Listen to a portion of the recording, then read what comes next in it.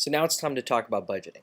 The breakdown of the schedule is very much a part of the budgeting process, and if you've skipped over those parts and haven't really understood them, it's really not a good idea to start looking at a budget because everything we do in budgeting is based on the schedule, which is based on the breakdown. So budgets done without these items are not dependable. To begin budgeting, you're going to have to review your critical assumptions, which you'll either get from your producer, your financier, or yourself if you're funding your own movie. Among those critical assumptions are the following. Is the film going to be union or non-union? And now to answer that, you need to know if it's going to be SAG, DGA, IATSE, Teamsters, or Writers Guild.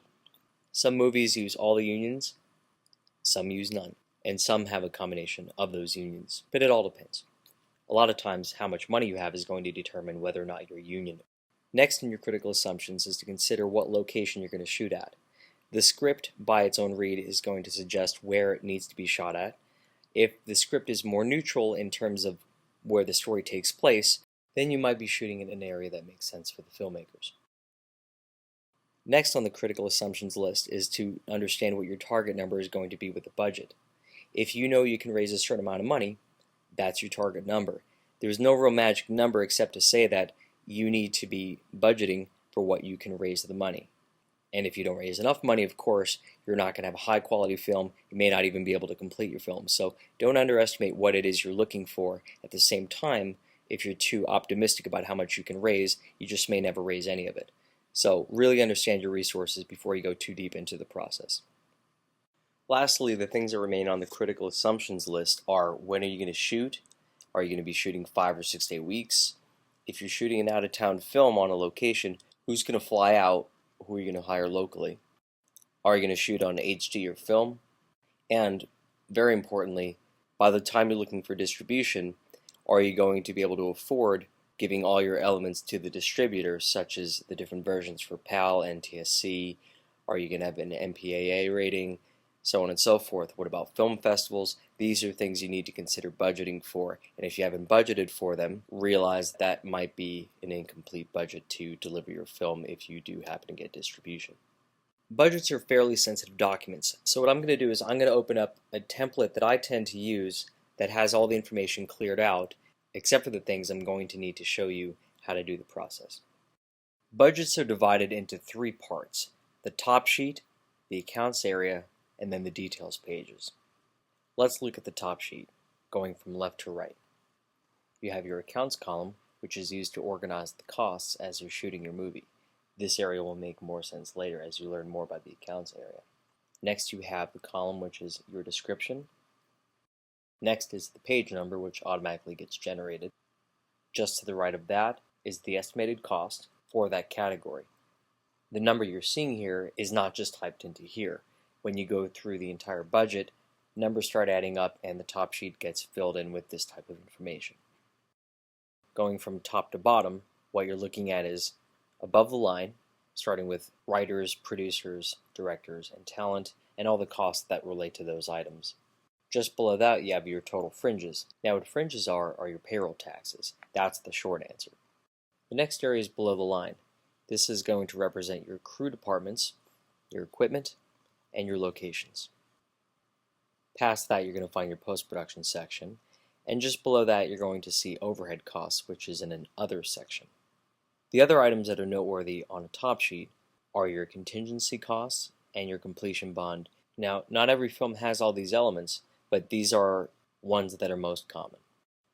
So that's a glance at the top sheet. The next level down from the top sheet, where you actually detail the items that are going to be included on the show, but not actually break out the costs, this area is called the accounts page. Visually, what you see here should be self-explanatory if you understood the top page, but this page instead actually divides up the different account numbers into sections so that you can begin to itemize the actual areas in which you're going to budget. Also, is not going to be tweaked very much because it's just a structural setup. So now it's time to look at the details page. This is the most important part of the budget. This is what's going to give you your accounts page just above it and your top sheet, of course. So let's begin. In the interest of clarity, I'm going to ignore some of the columns you see here, like percentages, groups, and fringes, noting we'll come back to them because they're extremely important. Let's just look at the description column. I can create any number of rows and break apart the following. I could have an electrics prep period, shooting period, and wrapping period. There are different styles of entering in information, but the most common is to use the amounts column for the number of days that an item is going to be used. The next item over is going to indicate that it is days and not weeks and not some other unit of measurement. The X column is to indicate how many of an item you're going to use. For example, if we were budgeting catering right now, I might put in the head count in this column. Now, the final column, rate, is the most important column. This is the column where you're going to put how much something costs, and you're going to allow the other two columns, like amount and the X column, to help multiply whatever that cost value is. Let's step back for a bit. A lot of the information that we're going to be entering into a budget is going to be called for over and over again. I think it's safe to say that if you're going to be shooting for 25 shoot days, you don't want to enter the number 25 in every formula from here forward, from crew to equipment, and anything else that's going to reuse the same information over and over. For that, there's a function called globals. The global that's probably the most common one to use is the number of shooting days you're going to have. Now, you can and should go beyond that and create globals for any other information that's going to be recycled. You can put the number of prep days, number of shoot weeks, raw stock count, crew rates by day, crew rates by week, crew rates by hours, the different departments that have different rates. These are all common uses of globals.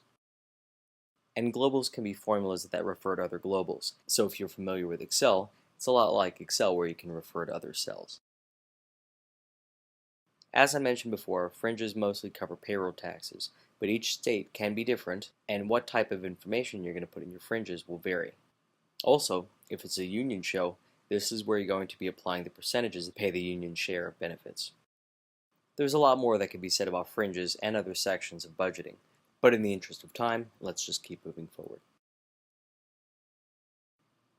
The feature called groups can be used in a number of different ways. Think of it as a way to tag different items of your budget.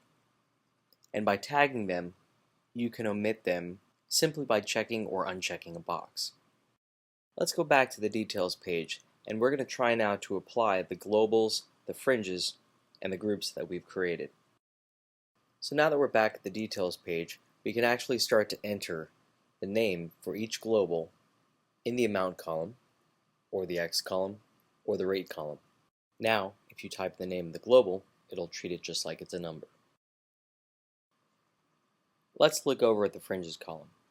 We're going to highlight a row, and then we're going to apply one of the fringes we've created. Now that a fringe has been applied, you'll see that the percentage column is going to show a value. Now for the groups column, it works much in the same way as fringes.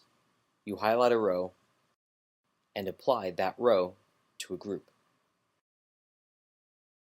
Now you might see the row change color. That all depends on the type of group you've tagged to that row, and depending on if the group is to include or exclude an amount, you'll see that the amount off to the right will not be part of the calculation. Okay, so that covers the details area. I'm certain we can spend hours in this section, but in the interest of time, of course, let's keep going. The last bit we're going to talk about now is where to place the main information on the title page. As it is, it's set up so that you have to do this in a page setup area. Here's the area where you want to put the name of the show and any other critical assumptions that we talked about earlier. This is where you're going to list them. Here, keep it concise, use a shorthand, and only put the type of information that applies to the show in general. Some common information to put here is the script date, the first shoot date, number of shoot days, whether you're shooting 5 or 6 day weeks, any holidays, and those are things I put on the left side. On the right side, I list the union contracts that would apply to the show and their expiration, and that usually ends up taking up a few rows. Okay, well that's it. We certainly didn't go over all the information that you're going to need to start doing a budget, but budgeting is a learning process and this is a great place to start. Each step of the way is going to take a certain amount of time. I allow myself about 4 hours for script fixes. Sometimes I can do it in 1 hour, sometimes when the script is a mess, it takes me all day. For the breakdown part of scheduling, that usually takes about 1.5 to 2 days. And then for the actual scheduling, that usually goes slightly over a half a day. Finally, when I'm in the budgeting phase, I'm often done within 3 or 4 days. Now granted, this is assuming that the movie is really simple and straightforward, which means not a lot of actors, not a lot of locations, not a lot of effects. If you're new to the process, each one of those time blocks is probably going to take you 4 to 5 times more, but whatever it takes, just make sure you're patient with it, because the more time you spend in it, the better you're going to be. So with that, good luck. I hope that helps you make your film, and I'll see you out there.